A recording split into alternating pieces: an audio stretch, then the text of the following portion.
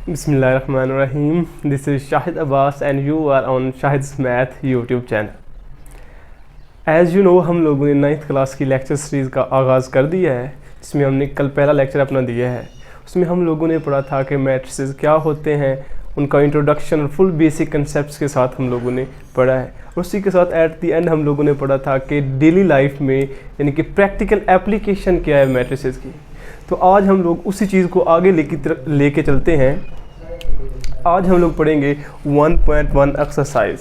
Matrices and determinant chapter का name है हमारा फर्स्ट चैप्टर का। तो आज हम लोग पढ़ेंगे 1.1 एक्सरसाइज। 1.1 एक्सरसाइज जाने से पहले मैं आपको simple matrices once again recall करवाता हूँ। मैट्रिसेस हमारे पास क्या होता है, एक ऐसा प्रोसेस होता है जिसमें हम लोग रोज़ एंड कॉलम्स में रियल नंबर को अरेंज करते हैं। अब इसमें हम लोग देखते हैं फर्स्ट क्वेश्चन जो है वो है order of matrix. Order of matrix क्या होता है हम देखते हैं। ऑर्डर ऑफ मैट्रिक्स,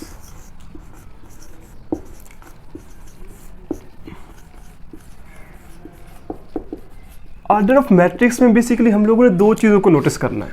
फर्स्ट चीज़ मेरे पास क्या है, हमने बताना होता है कि रोज़ इन अ मैट्रिक्स, एक मैट्रिक्स में कितनी रोज़ हैं। और दूसरे नंबर पे हमने जो चीज़ बतानी होती है वो होता है कॉलम्स, एक मैट्रिक्स में कितने कॉलम्स हैं। अगर मैं आपको एक एग्जांपल दूं ऑर्डर ऑफ मैट्रिक्स निकालने की, तो ये देखते हैं। एक हमारे पास मैट्रिक्स है 2 3 माइनस, मैट्रिक्स क्या है, ए मैट्रिक्स मेरे पास है।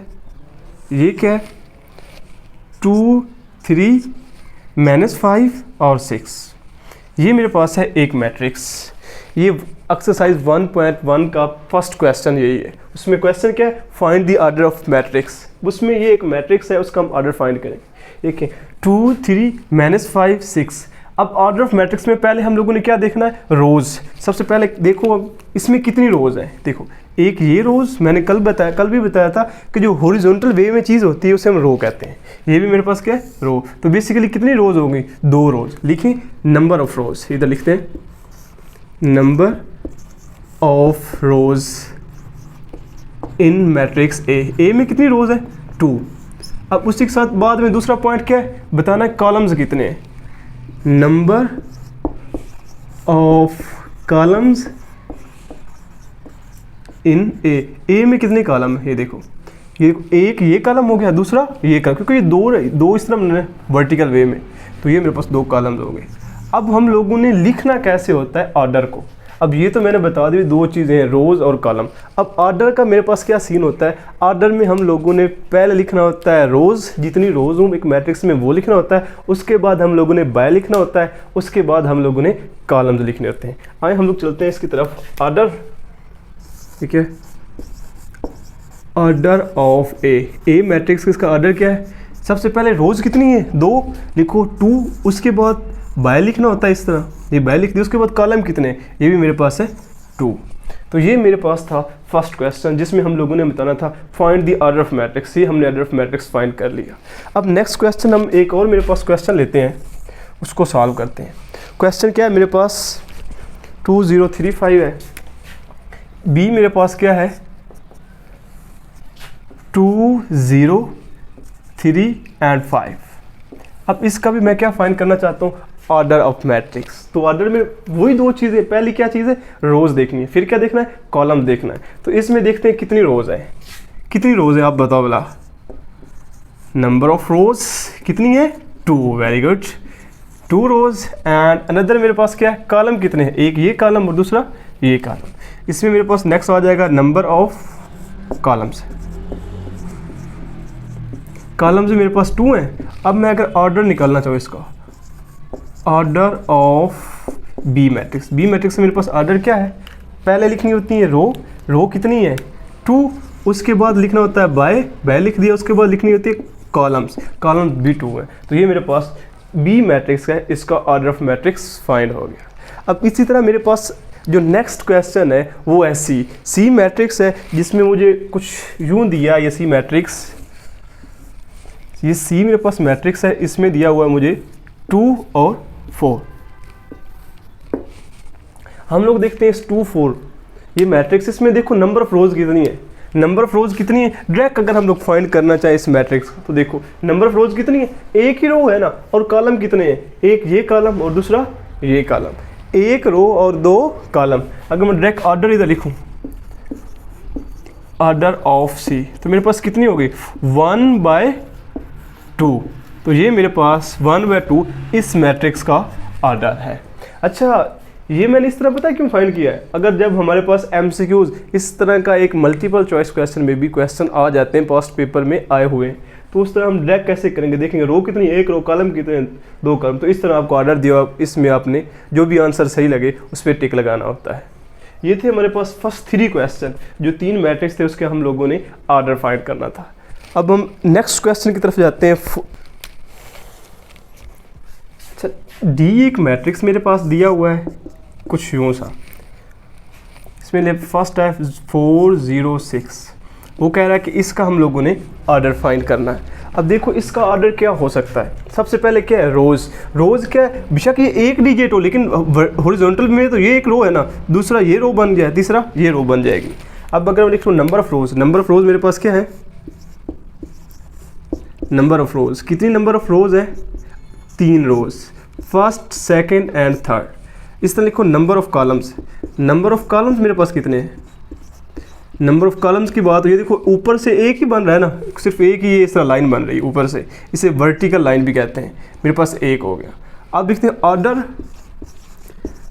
ऑर्डर ऑफ ये डी है, तो डी का ऑर्डर मेरे पास क्या है, ये पहले रोज़ होती हैं, ये जिस तरह मेरे पास पहले रो ये 3 में लिख लेता हूँ, फिर बाय लिखनी है हमेशा, उसके बाद जो कॉलम हो ये 1 आ गया, 1 कॉलम। तो ये मेरे पास मैट्रिक्स डी का हम लोगों ने सिंपल क्या लिखा है, ऑर्डर ऑफ डी। उसी तरह अगर एक और क्वेश्चन मैं लूँ, फॉर एग्जांपल ई ले लेता हूँ, नेक्स्ट क्वेश्चन जो है मेरे पास है ई, ई मेरे पास क्या है, ई है A B C D E F, ये मेरे पास क्वेश्चन है। अब इस क्वेश्चन का मैं देखूँ नंबर ऑफ रोज़, सबसे पहली बात वंस अगेन कह रहा हूँ क्या देखनी है, नंबर, 2 बातें भाई ऑर्डर ऑफ मैट्रिक्स में, पहले ही बताया रोज़ और कॉलम्स, हमेशा पहले देखनी है रो, इसमें कितनी रो नज़र आ रही है, ये देखो एक ये रो है, ये इस तरह लाइन हॉरिजॉन्टल लाइन है, दूसरी ये हॉरिजॉन्टल लाइन है, तीसरी ये हॉरिजॉन्टल लाइन है। तो अब हम इसमें देखते हैं कितनी रोज़ हैं, रोज़ ये आ जाएंगे number of rows, number of rows भी कितनी है, नंबर ऑफ रोज़ आ गया, नंबर ऑफ रोज़ मेरे पास है 3 होगी। इस तरह लिखता हूँ नंबर ऑफ कॉलम्स, क्या लिखता हूँ, नंबर ऑफ कॉलम्स, मेरे पास नंबर ऑफ कॉलम्स कितने हैं, ये नंबर ऑफ कॉलम्स मेरे पास हैं, ये देखो एक ये है वर्टिकल लाइन, दूसरी ये वर्टिकल लाइन है, 2 हो गए।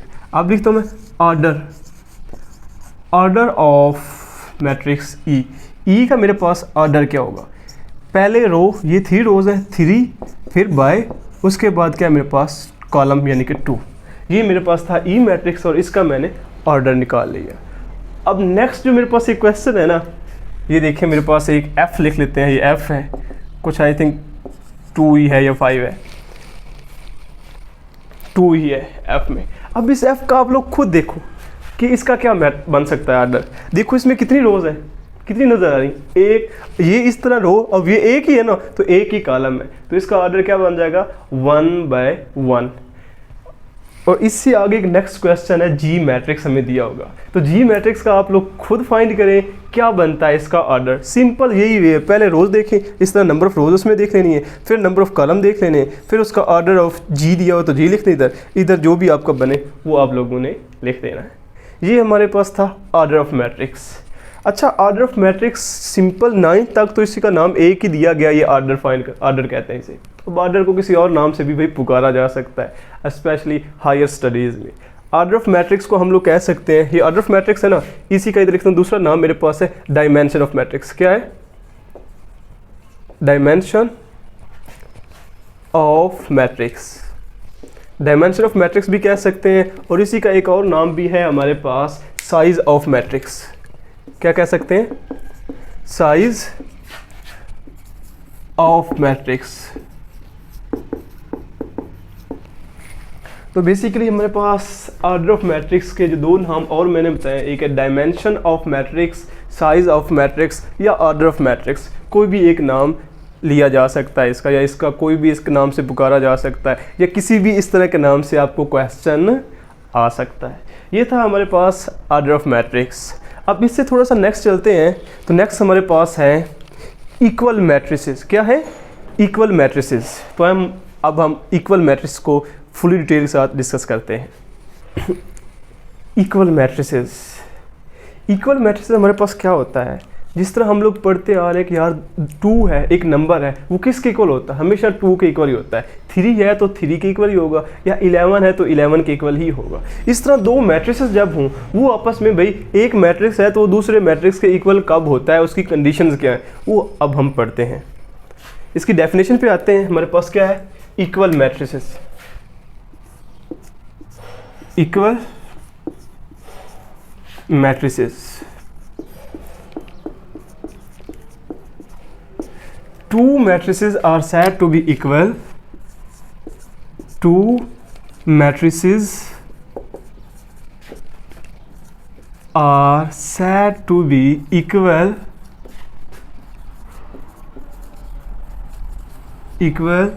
if and only if अच्छा, इस जो if and only if है ना, इसको मैथमेटिकली IFF से भी रिप्रेजेंट कर सकते हैं। If and only if 2 matrix हमारे पास इक्वल होंगे जब, कब? ये इफ एंड ओनली इफ, ये कंडीशन है, लाजिम कंडीशन है। पहली कंडीशन क्या है हमारे पास? Order of both matrices. क्या है? Order of both matrices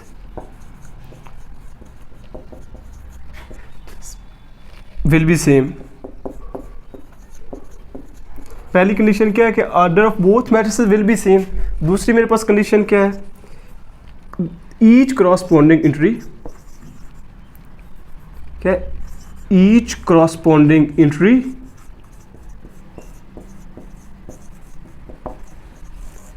entry will be same.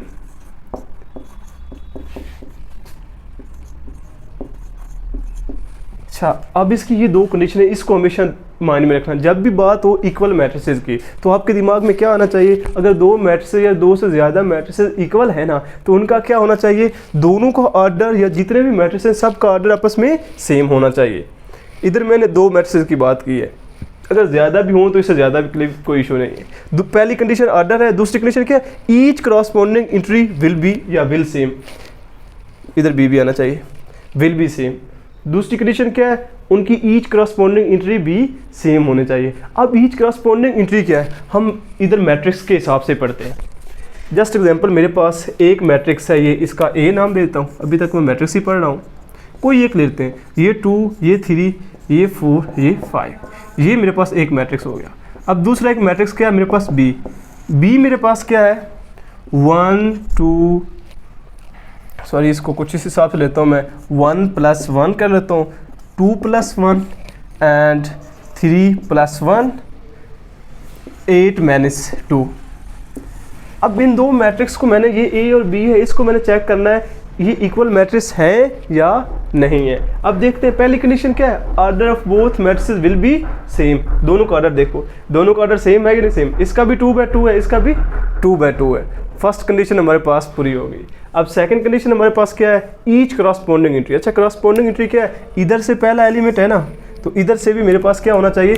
पहला एलिमेंट आपस में इक्वल होना चाहिए। इधर 2 है ना, 1 + 1 क्या होता है? 2, ये भी 2 है। इधर आप देखें, ये मेरे पास 3 है ना, ये देखो दूसरा एलिमेंट क्या है? 3। इसको भी जब सॉल्व करेंगे 2 + 1 क्या होता है? 3। तो इधर भी ये सेम, इसे कहते हैं क्रॉसपोंडिंग एंट्री। इधर पहले का पहला, इधर भी पहला। इसमें से पढ़ना कैसे? फर्स्ट रो का फर्स्ट एलिमेंट, इधर फर्स्ट रो का फर्स्ट एलिमेंट, फर्स्ट रो का सेकंड एलिमेंट, फर्स्ट रो का सेकंड एलिमेंट आपस में इक्वल होना चाहिए। ये होता है क्रॉसपोंडिंग एंट्री। इधर अगर मेरे पास सेकंड रो का फर्स्ट एलिमेंट है ना, इधर 3 + 1 क्या होता है? 4। ये भी सेकंड रो का फर्स्ट एलिमेंट, आपस में इक्वल है या नहीं इक्वल? इधर क्या है? अगर इधर जस्ट एग्जाम्पल 3 हो तो ये 5 है ना, 5। इधर क्या? 8 - 3 क्या होता है? 5।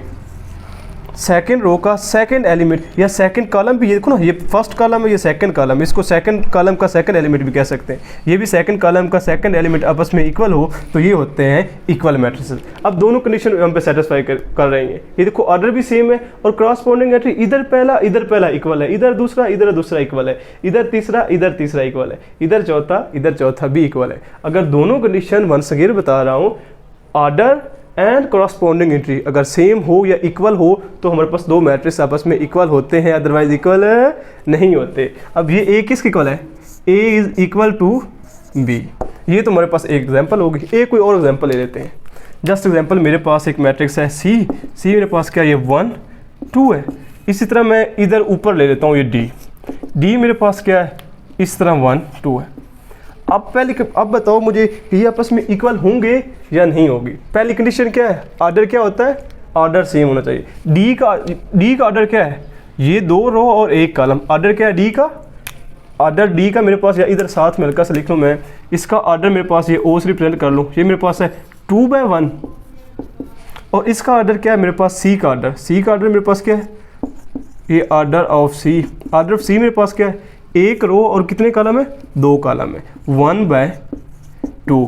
तो ये जो दो मेरे पास डी और सी मैट्रिक्स हैं, इनकी तो पहली कंडीशन सेटिस्फाई नहीं कर रही। इसका 2/1 है, इसका क्या है? 1/2 है। तो इट्स मीन ये आपस में इक्वल होंगे?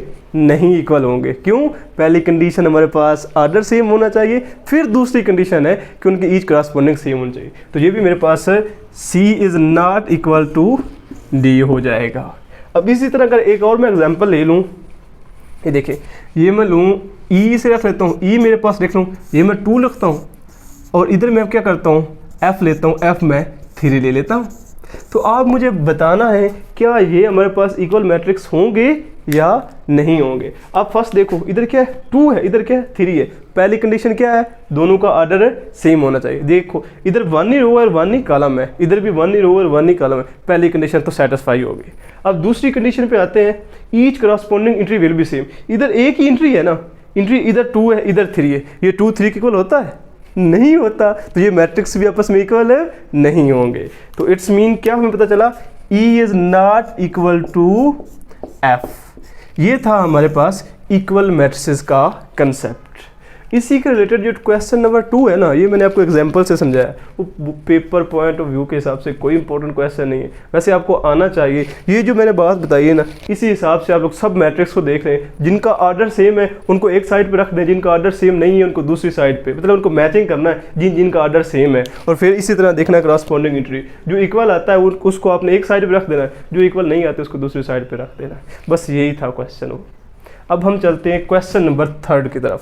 पहला हमने क्वेश्चन पढ़ा है ऑर्डर, दूसरा ये इक्वल मैट्रिसेस के बारे हम लोगों ने पढ़ा है। अब जो क्वेश्चन नंबर 3 है, that's the most important short question according to paper point of view. अब हम उसे डिस्कस करते हैं।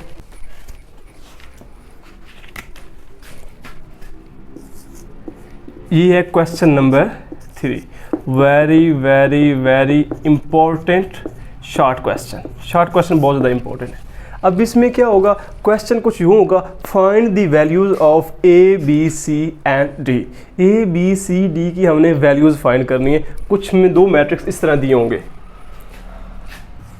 ए प्लस सी, ए प्लस 2b, सी -1, 4d -6। ये मेरे पास एक मैट्रिक्स दिया है और इक्वल मैट्रिक्स दूसरे इसके साथ इक्वल वाला मैट्रिक्स दिया होगा। वो क्या है? 0 -7, ये 3 एंड ये 2d। अच्छा, ये मेरे पास 2 मैट्रिक्स दिए होंगे और दिए होंगे बीच में क्या है? इक्वल है। अब अच्छा, अभी मैंने पढ़ाया आपको इक्वल मैट्रिक्स के लिए ऑर्डर सेम होता है। इधर तो उसने हमें बता दिया है कि दोनों मैट्रिक्स आपस में इक्वल हैं, इट्स मीन उसका ऑर्डर भी सेम होगा। दूसरी क्या कंडीशन है? उसकी हर करस्पॉन्डिंग एंट्री दूसरे मैट्रिक्स की हर करस्पॉन्डिंग एंट्री के भी इक्वल होगी। तो इसने तो इधर बता दिया इक्वल मैट्रिक्स है, तो हम ऑर्डर भी सेम है, हमने चेक ही नहीं करना, बस हमें पता है। अब दूसरा हम लोग क्या करेंगे? करस्पॉन्डिंग एंट्री, ये इसकी a प्लस सी है, इधर 0 है, ये लिखेंगे a plus C is equal to 0। इसे इक्वेशन बना लेते हैं। अच्छा, अब इक्वेशन क्या होती है? जब भी हमारे पास 2 नंबर्स के दरमियान या एक नंबर हो, एक वेरिएबल हो, या दोनों वेरिएबल हो और दूसरी साइड पे एक साइड पे कोई चीज़ हो और दूसरी साइड पे कोई चीज़ हो, इट्स मीन मिड में इक्वलिटी का साइन आ जाए तो उसे हम इक्वेशन कहते हैं। अब देखो a plus C is equal to 0 है ना, तो इस तरह a प्लस 2b ये किसके इक्वल है? -7 के इक्वल, क्योंकि इसकी करस्पॉन्डिंग इसके साथ है। ये क्या? a plus 2b is equal to -7, इसको इक्वेशन 2 का नाम दे देता हूँ। इस तरह मेरे पास क्या है? c -1 इज इक्वल टू 3, इसे इक्वेशन 3 का नाम दे देता हूँ। और इसी के साथ 4D माइनस 6, ये देखो ये 4D माइनस 6 इसकी क्रॉसपोंडिंग लास्ट वाले के साथ है, -6 इज इक्वल टू 2D। इसे इक्वेशन 4 का नाम देता हूँ मैं। अच्छा, हम इसी क्वेश्चन को आगे सॉल्व करते हैं। अब हम लोगों ने क्या करना है, देखो A B C D इस तरह कुछ यूज़ हुए इक्वेशन, इसको आगे हम लोगों ने सॉल्व कैसे करना है। अब हमें सॉल्व करने का बहुत ही इंटरेस्टिंग ट्रिक है, बहुत ही आसान सा ट्रिक है। वो ट्रिक आपको बता देता हूँ। हमेशा जब भी इक्वेशंस की फॉर्म में हो ना, कुछ ज़्यादा इक्वेशंस दी हूँ, तो आपने हमेशा उस इक्वेशन को सिलेक्ट करना जिसमें सिर्फ एक वेरिएबल हो, मतलब जो एक हो जिसकी वैल्यू हमने फाइंड करनी है। अब इसमें देखो A भी वेरिएबल है, C भी वेरिएबल है, यानी जिसकी हमने वैल्यू फाइंड करनी है। तो A और C दो है, दो वाले को नहीं लेना। इधर A और B है, ये भी दो है, दो वाले को नहीं लेना। इधर क्या C - 1 इज इक्वल टू 3, सिर्फ एक वेरिएबल है जिसकी हमने वैल्यू फाइंड करनी है। तो इस इक्वेशन को हम लोग सेलेक्ट कर लेते हैं इसमें से। ये देखो इक्वेशन नंबर 1 मेरे पास क्या, सॉरी इक्वेशन नंबर 3 है, इसको सिलेक्ट करूँगा मैं। जब इक्वेशन 3 मेरे पास क्या है, ये C - 1 इज इक्वल टू 3। अब इसमें क्या करूंगा मैं, ये इधर C के साथ 1 क्या हो रहा है, ये -1 हो रहा है, इधर आके क्या हो जाएगा प्लस। हमेशा एक तरफ माइनस हो, दूसरी तरफ प्लस होता, इधर प्लस होता तो इधर जाके माइनस हो जाता। ये C इज इक्वल टू ये 3 + 1 हो जाएगा। तो C मेरे पास किसके इक्वल है, 4 के इक्वल। ये मेरे पास C किसके इक्वल हो गया, 4 के इक्वल। अब इसी तरह मैं जो है ना आगे सॉल्व करता हूँ। अब दूसरे नंबर पे वो इक्वेशन यूज़ करनी है जिसमें C की वैल्यू इस्तेमाल हुई हो। ये देखो इधर C है ना, C की वैल्यू तो हमने निकाल ली है। अब इधर देखो A + C है ना इज इक्वल टू 0। अब मैं इस वाली को इस्तेमाल करूँगा, यूज़ करूँगा या सॉल्व करूँगा। क्यों भाई, इसमें मुझे C की वैल्यू तो ऑलरेडी फाइंड है, ये 4। C की जगह पे मैं ये वैल्यू पुट कर दूँगा, पीछे A बच जाएगा, A की वैल्यू मैं फाइंड कर सकता हूँ। तो मैं इसी को सॉल्व करता हूँ। ये मेरे पास क्या है, इक्वेशन नंबर 1 है। इक्वेशन 1 मेरे पास क्या है, A + C is equal to 0। और इधर हल्का सा लिख दें, हिंट दे दें, C मेरे पास क्या है, C मेरे पास 4 है। C मेरे पास क्या है, 4 है। अब C की जगह मैं 4 पुट कर देता हूँ। ये मेरे पास है A + 4 इज इक्वल टू 0। अब 4 इधर प्लस हो रहा है, इधर आगे क्या हो जाएगा, माइनस हो जाएगा। मैंने बताया एक तरफ प्लस हो रहा है, दूसरी तरफ जब लेके जाते हैं क्या हो जाता है, माइनस हो जाता है। ये मेरे पास माइनस हो जाएगा। ये मेरे पास A की वैल्यू आ गई। अब मैंने नेक्स्ट वो चीज़ यूज़ करनी है जिसमें A की वैल्यू यूज़ हुई हो। अब देखते हैं, ये भी होगी, ये भी होगी। इसको यूज़ करता हूँ A + 2B। अगर इधर A की जगह मैं ये -4 पुट कर दूंगा तो B का आंसर आ जाएगा, नहीं आएगा। हमेशा याद रखें, जब भी इस इक्वेशंस की फॉर्म में हो तो जो हमारे पास वेरिएबल होता है ना, वेरिएबल को एक साइड पे रखना होता है, दूसरे जो भी कॉन्सेप्ट हो उनको दूसरी तरफ ले जाके वेरिएबल को एट लास्ट अकेला करना होता है और वही वेरिएबल का आंसर आता है। तो इसको देखते हैं, मेरे पास इक्वेशन नंबर 2 है। ये इसमें बॉल पेन इस बोर्ड मार्कर यूज़ करता हूँ। इक्वेशन नंबर 2 है। अब 2 क्या है मेरे पास, A + 2B। A + 2B is equal to मेरे पास -7 है। अब मेरे पास A क्या दिया, अभी मैंने फाइंड किया क्या है, -4। A की जगह पे मैं -4 पुट कर देता हूँ। ये देखिए, ये मैं पुट करता हूँ, -4 + 2B इज इक्वल टू -7। अब 4 इधर क्या हो रहा है, माइनस, इधर आके क्या हो जाएगा, प्लस। ये मेरे पास क्या है, 2B इज इक्वल टू -7 + 4।